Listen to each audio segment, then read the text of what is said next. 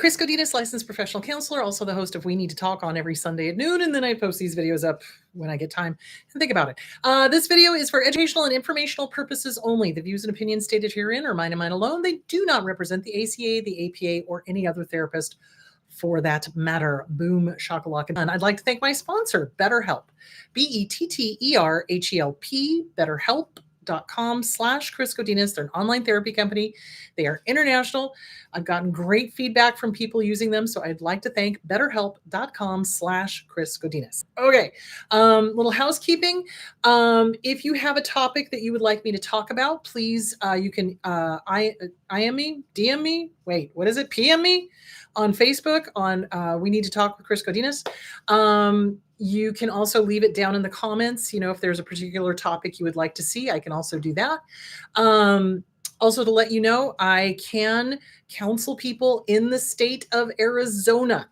Outside of Arizona, I cannot. If you are in a foreign country, I can do life coaching with you. So if you're in a foreign country, I can do life coaching. If you're outside of Arizona, but you're in the United States, I can't. If you are in the Arizona area, in Arizona, I can counsel you. So that, I hope that clears that up. If you want to get a hold of me, hello, darlings. If you want to get a hold of me to find out more information, you can go to chrisgodinez.com. So there that is. Still haven't decided on whether I am touring or not this fall. It's going to be some discussions with my familia. Hey guys. So we'll see about that. Also, YouTube is strangling me again. They've stopped notifying people of when I'm live because people have told me that. They're like, hey, I'm not getting the notifications anymore. So go back in, do the subscription, do the bell to get the notifying, all that sort of good stuff. Share these videos, all that sort of good stuff. Okay, current events. So much to talk about. Holy crap. So one of the listeners, Ashley, turned me on to this. Holy cow, Ashley, why'd you do this to me? Turned me on to this movie or this documentary on Netflix called Unknown High School Catfishing. And I think that was the name of it. Let me pull it up here. Unknown Number, the High School Catfish. So I watched it and I knew who did it pretty much in the first, 15, 20 minutes, but still it was a holy cow. So if you have not seen it, it is a great example of, now they said that the diagnosis was digital Munchausen by proxy. Okay, that's part of it. But I saw a lot of narcissism. I saw a lot of histrionic. I saw a lot of borderline. I saw a lot of stuff for the person who did it. So anyway, and my heart goes out to that poor kid, dear Lord. Anyway, a very interesting documentary to watch. It's kind of along the lines of, I think Netflix did this as well. It was Lover, Stalker, Killer. That was a fascinating one to watch as well. So if you're interested, it is kind of a case study in holy cow. So yeah, there we go. So I wasn't really surprised at the end when they revealed who the stalker was, but a lot of people were. So anyway, good documentary to watch. Hold please. So anyway, there is that. Second thing I wanted to talk about, let me get that off my screen then. Second thing I wanted to talk about was last week I got a real nasty troll. And I'm pretty sure it was a Russian bot because I can't imagine normal, healthy people talking like this. Anyway, and they basically were like, well, I can't believe a word you say if you believe in arm jabs. First of all, Karen, it's not a belief system. This is not Santa Claus. This is science. So there are thousands, literally thousands of studies proving the efficacy of vaccinations. When I was a kid, polio and smallpox were still a thing. You probably don't remember polio and smallpox, but I sure as hell do. And what they used to do with people who got polio is they had to live in an iron lung. The iron lung was literally a tubular thing, like an MRI machine, but made of metal, made of iron, that helped the lungs breathe because the person couldn't because they were paralyzed. That is what polio does to people. Smallpox killed thousands and thousands and thousands of people throughout history until it was pretty much eradicated through vaccinations because the World Health Organization made sure that all of the countries in the world were vaccinating. Same thing with polio. Measles was this close to being eradicated. But then you had idiots like Anna Nicole Smith who kept quoting that study that was pretty much disavowed the second it came out, that said, oh, vaccines cause autism. They do not. For the last freaking time, they do not cause autism. And I'll tell you something. If you've ever seen polio or a person that had polio, you don't ever want to get that. If you've ever seen or read up on, because I've never personally seen smallpox, but I have seen people that had polio. If you've never seen what smallpox does to you, read up on it. Measles can kill you. It causes encephalitis. It causes the brain to swell. That's what killed, who was the writer? It was one of the children's books writers, and his daughter died of it. And I'm going to have to look it up because now I can't remember who it was. Anyway, encephalitis, brain swelling. It causes brain swelling. It will kill you. It can kill you. And it often does, especially if there's, immuno issues or whatever. There is a current outbreak of measles in Mojave County in Arizona. They just warned in June that people were exposed to measles at the airport. So it is highly contagious, highly contagious. COVID is also making a comeback. Guys, they're not reporting it because RFK Jr., using magic thinking, which is what an inner child would do, is saying, oh, if we don't report on it, nobody will know about it and it's not that bad. Ronald Dahl, thank you. Yes, Ronald Dahl's child got measles and died from brain swelling. Anyway, the point being is that whether you report on it or not, it's still there. It's like the pink elephant taking a crap in the corner of the living room, guys. This entire country right now is a study in what happens with untreated trauma. It is. Fight, flight, freeze, or fawn. So the people who are giving into this and fawning are going, oh, there's the pink elephant. I don't want to see the pink elephant. I'm not thinking about the pink elephant. The pink elephant's not there. It's not real. It doesn't exist. Well, it still exists, sweetheart. The abuser is still abusing. It's still happening, whether you want to acknowledge it or not. Measles is spreading. COVID is spreading. The new strain is spreading. And RFK Jr. is trying to make it as difficult as possible to get vaccines. And his goal is to get rid of vaccines completely. Now, if you don't want to listen to me because I believe in the arm jab. No, it's not a belief, Karen. It's freaking science, you dumb. It's science. Read and listen to the doctors. Seriously, go get an AMA journal. Do it. Don't believe me? Go listen to the experts. But here's what these idiots are doing. Oh, we shouldn't listen to the experts. Okay, are we in like Alice in Wonderland through the looking glass? What the frick? No. So, okay, RFK Jr. is making it, I'm sorry, I'm getting off track.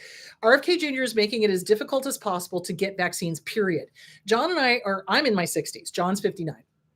So we went to the pharmacy and we said, hi, we'd like to get our vaccine. And they were like, oh, we can't just give it to you. You have to go to your doctor and get a prescription. So I had to take time out of my day. John had to take time out of his day.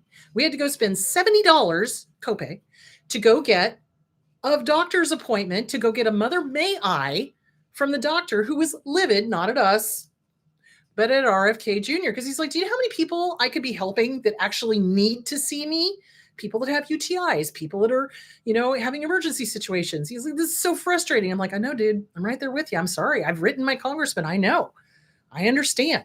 So we got our prescription. We went to the pharmacy. We got it. Thank God.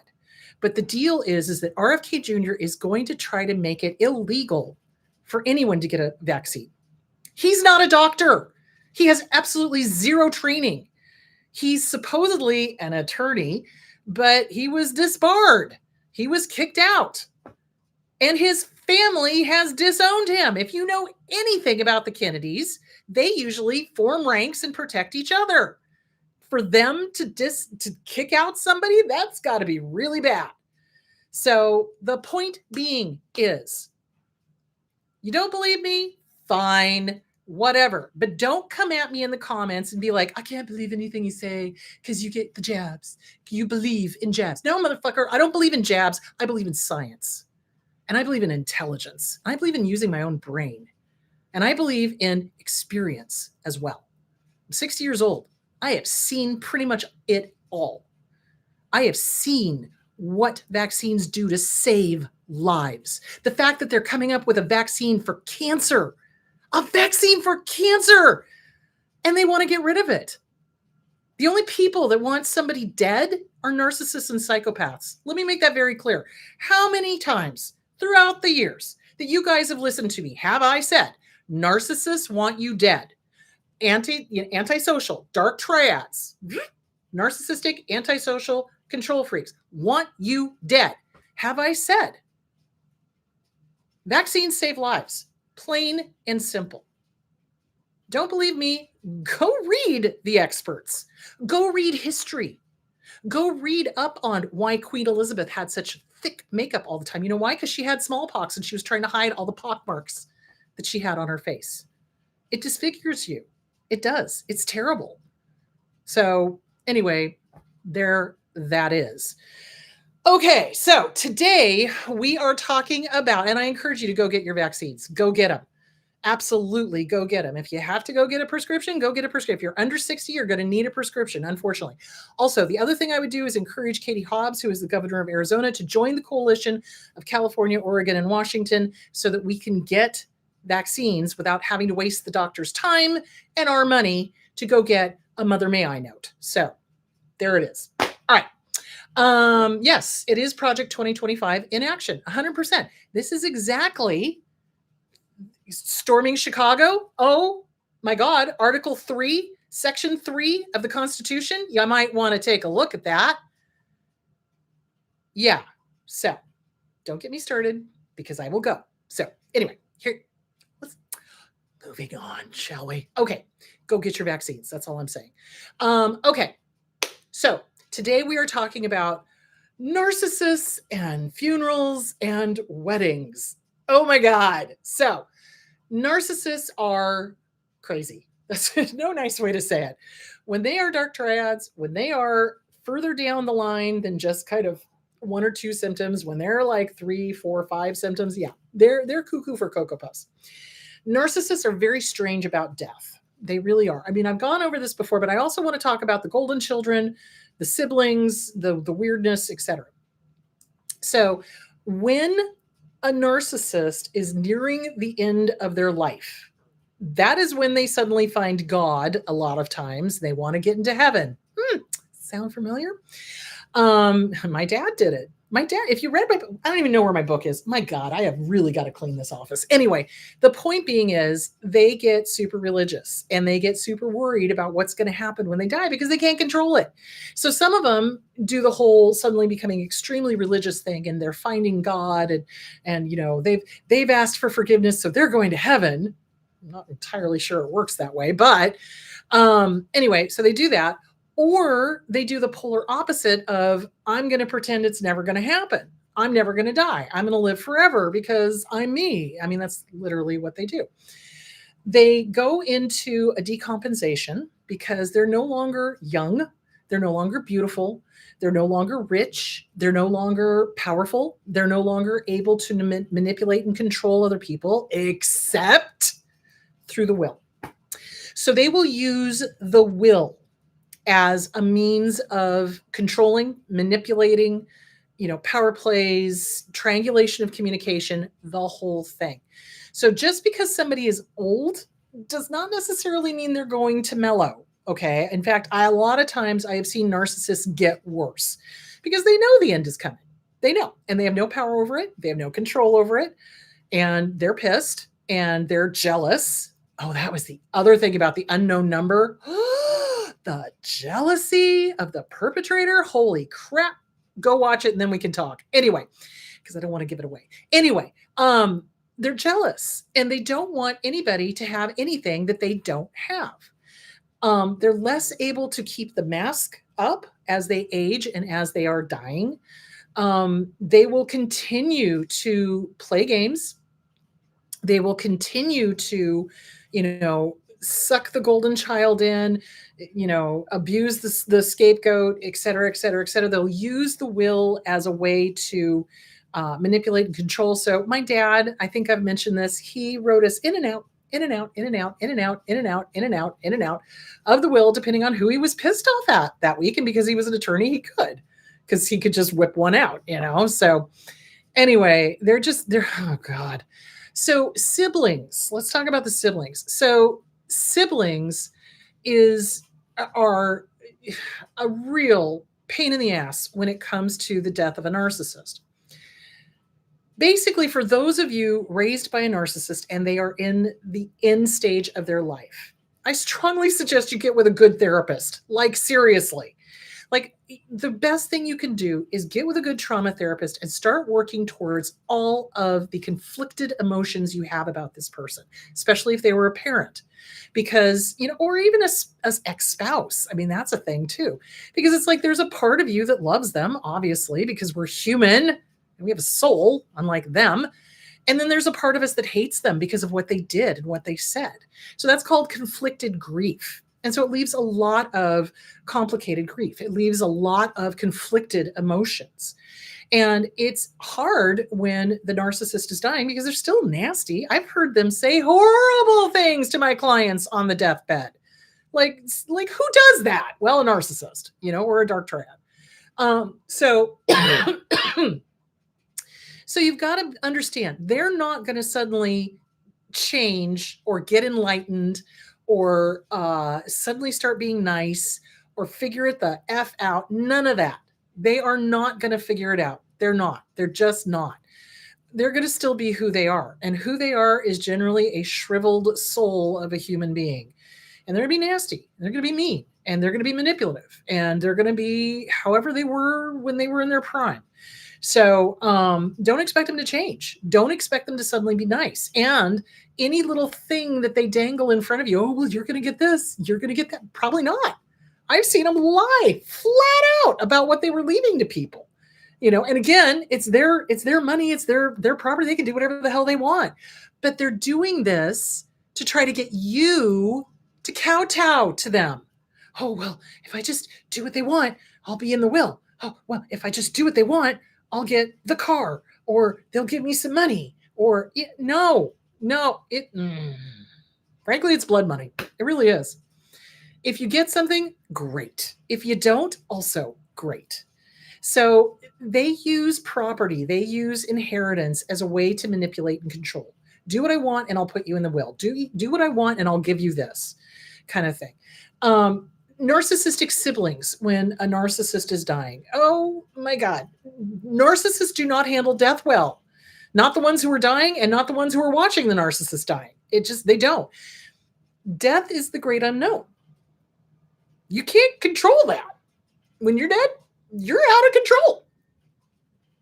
Okay. If you've lived a good life, you're not going to be afraid of that. If you haven't lived a good life, you are going to be afraid of that. Do you see where I'm going with that? So, and I mean, that goes for any religion, Buddhist, Christian, Hindu, whatever. It doesn't matter. It's like, if you're square with your higher power, you're good. If you're not, then you got something to worry about. So, and if you're an atheist, then you're fine. So, you know what I'm saying? So the point being is that the narcissist siblings are not going to be handling the death of the narcissist well at all, because it's reminding them of their own mortality. And if there's one thing narcissists don't like to be reminded of, it's their own mortality. Yeah, someday you're going to be maggot food, dude. Sorry, it's the way it is. So anyway, they can't deal with that. And so they start acting out. Their inner child is going to be freaking raging. Guarantee it. They're going to be a problem. They are also going to be on high alert for anybody getting anything that they don't have. They're going to be on high alert. They're going to make accusations against other siblings. They'll accuse other siblings of, embezzling. They'll accuse other siblings of taking things. They'll accuse other siblings of X, Y, and Z. They will do that. So you kind of have to weigh it all out. It's like, is it worth it? You don't owe this narcissist anything. You don't have to be around for their death throes. You don't. You could just peace out. You could. And I recommend it. I was not around when my dad died. I didn't know he was dying. He had flu. He went into the hospital and he didn't want a male nurse helping him to the bathroom. So he took off all the monitors, went into the bathroom, and had a massive heart attack because he was such a homophobic. Don't get me started on that one either. Anyway, the point being is, because you know where I'd go with that. Anyway, the point being is that narcissists will never accept that they're dying. It's just not, it's not in their realm of thinking.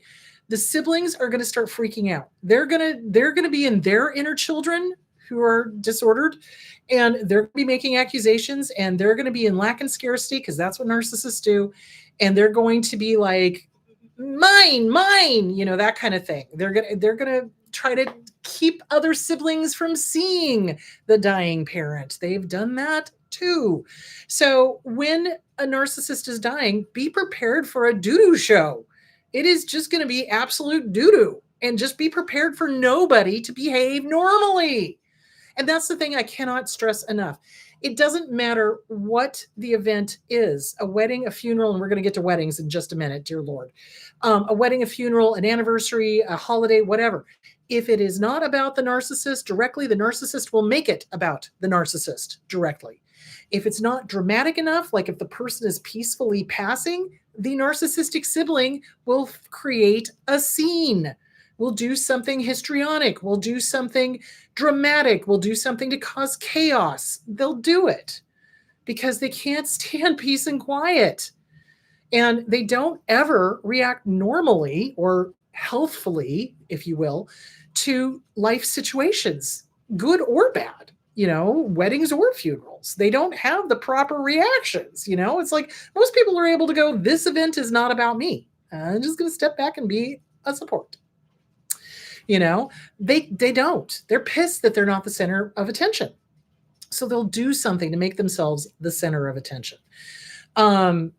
Basically, if there is an inheritance, you want to get an attorney to make sure that everything's kosher, because I've seen them try to rewrite wills and forge signatures and all sorts of stuff. So yeah, just be prepared. Just know. And then, like I said, you really have to weigh, is it worth it?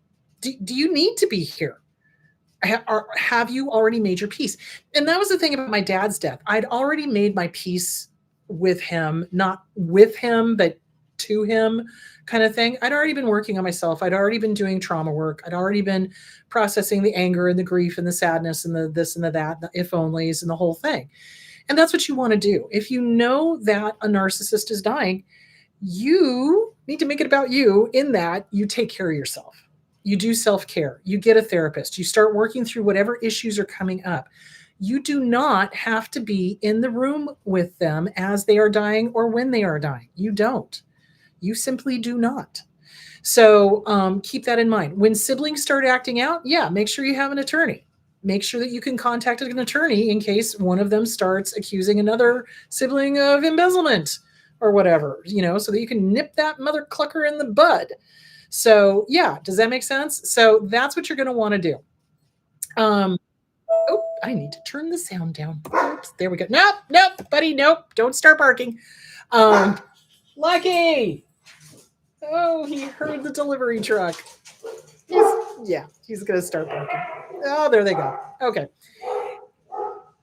Anyway, I always know when delivery trucks are coming by. Or the post office. Yeah. Anyway, so just make sure that you are okay. Make sure that you understand, because your inner child is going to want everyone to behave normally. Your inner child is going to want people to be loving and kind and supportive. It's not going to happen. And you've got to align yourself with that. It's not going to happen. They're going to do the Watusi without you. So there that is. Let's switch gears a bit. I hope that answered everything about death and dying and narcissists and narcissistic siblings. Yeah, don't trust them. Don't trust them as far as you could spit. Don't. Have an attorney. Have a therapist. Make sure you got support, because it's going to be a wild ride while that whole thing's going on. So let's switch gears and talk about weddings. Narcissists love to ruin weddings. They will either make a big deal about not going to your wedding because they're trying to punish you. Seen that. Or, because that's what my mother did, or like my dad, they'll try to take over the wedding, which usually you would think it would be the mom that would do that. But no, in my case, it was my dad that tried to take over my wedding and turn it into the Bob show. So they'll try to do that. They'll try to cause problems. They'll gossip. They'll not like whoever you're marrying, or they'll try to flirt with whoever you're marrying, or they'll try to flirt with your in-laws. Dear God. I've seen it all. Literally, lo these many years, I have seen them do everything they can to ruin weddings. They will get into screaming matches. They'll get into fist fights. Dear Lord, they will have to be carried out because they're so drunk. They will, if anything heinous, you can think of it. So what can you do to protect your wedding from these yahoos? Well, I'll tell you what, if I had it to do all over again, if John and I had it to do all over again, I think we'd elope. I really do. If I knew the kind of drama that both of my parents were going to try to cause, I would have eloped. I would have just said, Las Vegas, here we come. So, but you don't know that. When you're young and you're excited about your wedding, you don't know that. You want the beautiful wedding and the whole thing. So, short of eloping, what you're going to do is you're going to assign people to the problem people. So friends that you know really well, that you trust, you're going to assign them. You are going to watch my mother. You're going to keep her busy. You're going to keep her away from me. You're assigned to my dad. You're going to keep him busy. You're going to keep him away from me. Seriously, you're going to do that. And that's their whole task. You just have to. When we had our wedding, my mother was acting out. She was being stupid. I don't know what her problem. Well, I do know what her problem was, but that's a video for another time. And she was boycotting the wedding and the whole thing. And I just, in case she showed up, I told some of the groomsmen, I said, if she shows up, you keep her busy. You just keep her busy. Do not allow her to cause problems. Do not allow her to start anything. Just keep her busy. So, but she never showed up. So that was fine. Anyway, so yeah, you assign people to head them off at the pass. That's really the best way to do it, short of not having family at the wedding. Or the other thing you can do is you can go elope, have your real wedding with your spouse, and then have a reception or something later. But I've also seen narcissists get angry and pissed off about that and try to ruin that. So, it's kind of like a damned if you do, damned if you don't situation. You have to be okay with the narcissist being pissed, basically, because they're going to, no matter what you do. No matter what you do. They can't stand it that you're happy. They can't stand it that you're getting married. They can't stand it that you're the center of attention. They can't stand it that you have control. They can't stand it that, oh my God, I'm not going to be able to control them anymore because now they're in a relationship and they've got input from somebody else. And that's literally how these mother cluckers think. So yeah. So that's that. So weddings, you really want to, it is like a military operation. You've got to plan for every possible contingency, and you have to have people that are trustworthy, that you can assign to keep the problem parties busy. And that's basically, short of eloping, that's the only thing you can do. And even if you elope, they'll be pissed off. So, and it's kind of like, well, it's not their wedding anyway. Oh, that was the other thing. I've seen narcissists also come in and take over all of the wedding. Like, it's like it's their wedding, or show up in a white dress or a wedding dress even. It's just, the depth of their depravity is limitless. There's no bottom on that one. So yeah. So you just have to understand, if you've got somebody who's a dark trad, if you've got somebody who's a narcissist and is jealous and is going to want to be the center of attention, they're going to do stupid stuff to be the center of attention at your wedding. And you just got to mitigate it the best you can. So there that is. Okay, let's hit some questions. I see that there was a question in here. Let me see if it's over here. Okay, I'm going to have to go back and find that one. Okay, is when healing from narcissistic abuse, is the process different if it were your parents or a romantic partner? Not really. No, it's really not different. It's abuse is abuse is abuse is abuse, basically. The means of abuse, the ways of abusing may be different, but they're all essentially the same. I know that's the weirdest thing ever. Hold on. So romantic partners, when they abuse, they get physical, they hit, they can sexually abuse, they verbally demean. When parents abuse, they can do all of those things too. So it just depends on what you went through, kind of thing. How you start healing that abuse is by acknowledging that you were abused. That's it. Acknowledging there's a problem is the first step to healing, kind of like with any addiction or anything else. So abusers lie to us and they tell us there's no problem. Oh, it's all in your head. Oh, you're imagining things. Oh, that didn't really happen. When my dad was sexually molesting me, and this is why this whole thing with the Epstein files. Oh, by the way, release the Epstein files, mother. Don't get me started.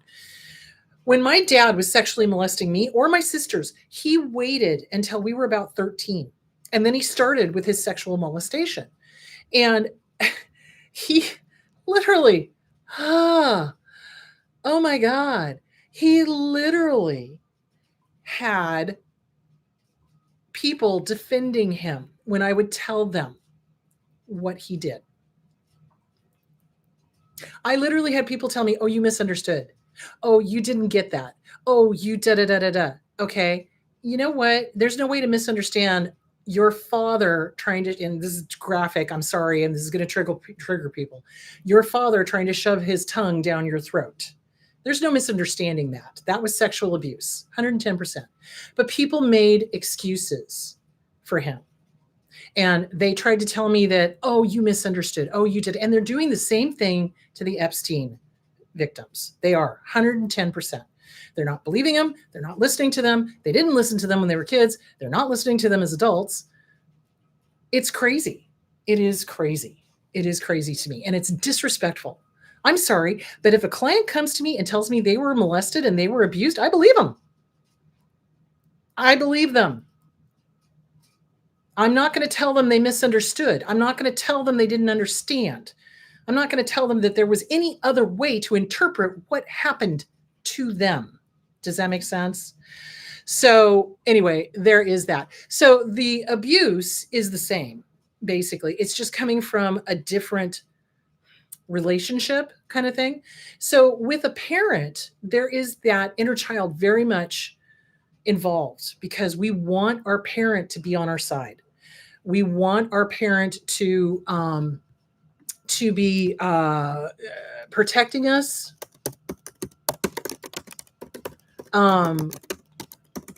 We want our parent to be removing us, to protect us, to remove us from the situation, to be our guide, to be, and they're not. And so that little inner child is been betrayed big time, which means as an adult, anytime you get betrayed, that is going to reactivate that, oh my God, I'm being betrayed kind of thing. So it's really important to get with a trauma therapist to start working on that inner child, that little one who did not deserve to be abused, that little one who was lied to, that little one who was betrayed. So you want to do that.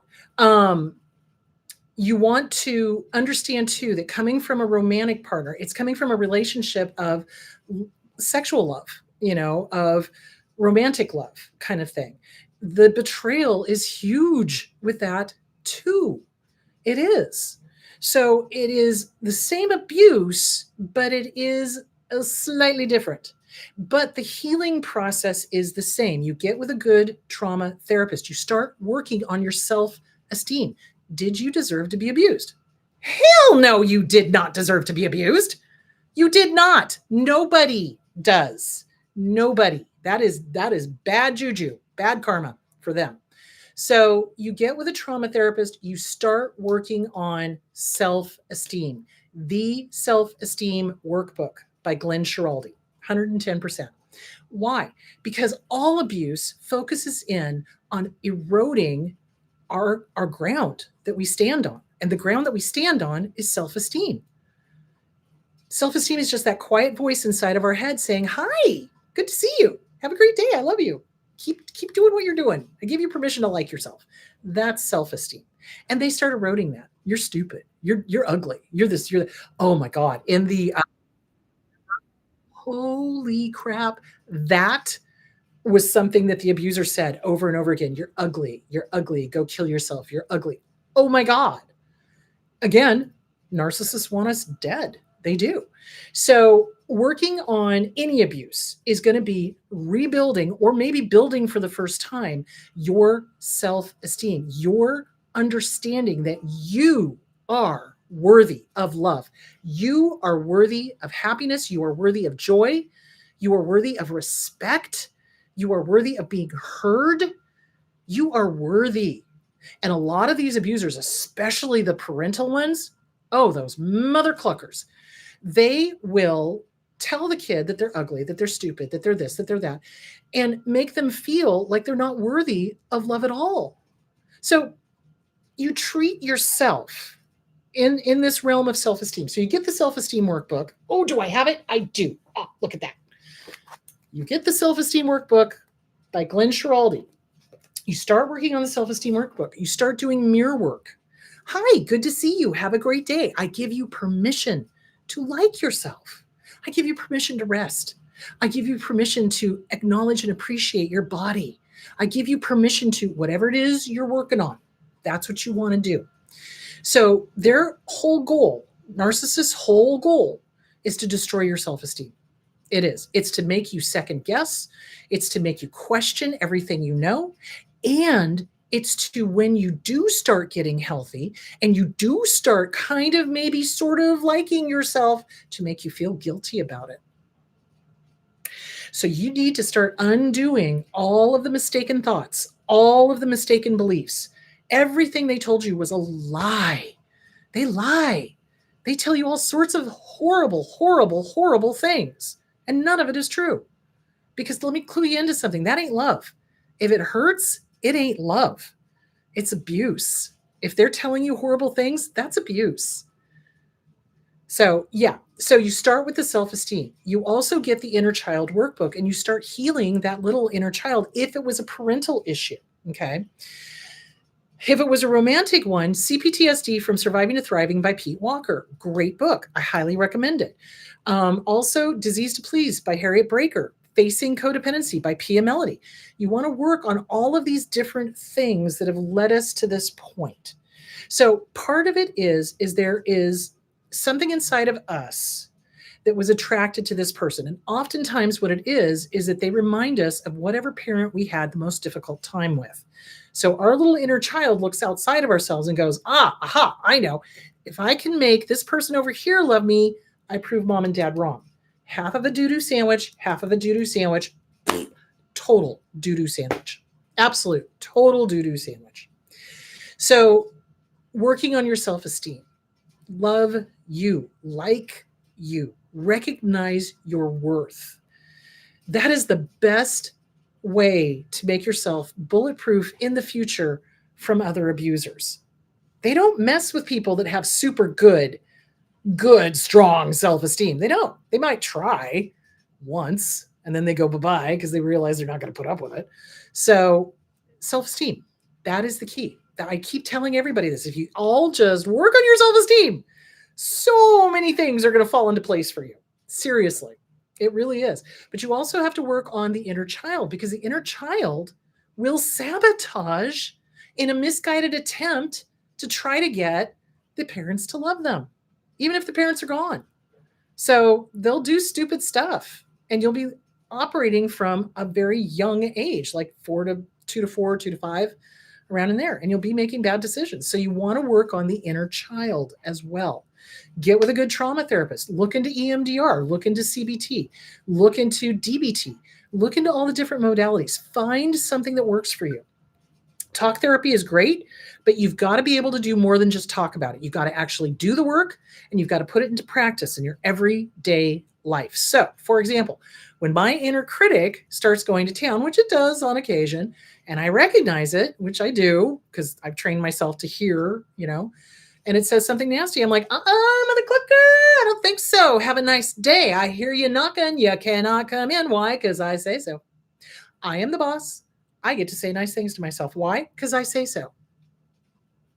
That's putting it into practice. That is self-esteem. So, okay, so there is that. I hope that answered that question. Is there a different process? No. Romantic partner. Okay. So you start the healing with the self-esteem workbook. That is really the best way to do it. You get that self-esteem where it needs to go, everything else is going to fall into place. Okay, guys. So we are done for today. So next week, no video. I'm not going to be live next week. I'm not going to be here. I'm going to be on vacation. I'm taking a break. I need a break. So I'm going to do that. Now, on the 21st, we're going to be talking about the difference between self-esteem and self-importance. So people keep conflating self-esteem with narcissism. Two totally different things. We're going to talk about the hows and the whys of that and how to know the difference so that you're not, aggrandizing yourself and being nice to you when you should. So there that is. All right, you guys, go have a wonderful week. Drink plenty of water. It is still stupid hot out here. So, and just take really good care of yourselves and your neighbors and do the mirror work. All right, talk to you guys later. Bye.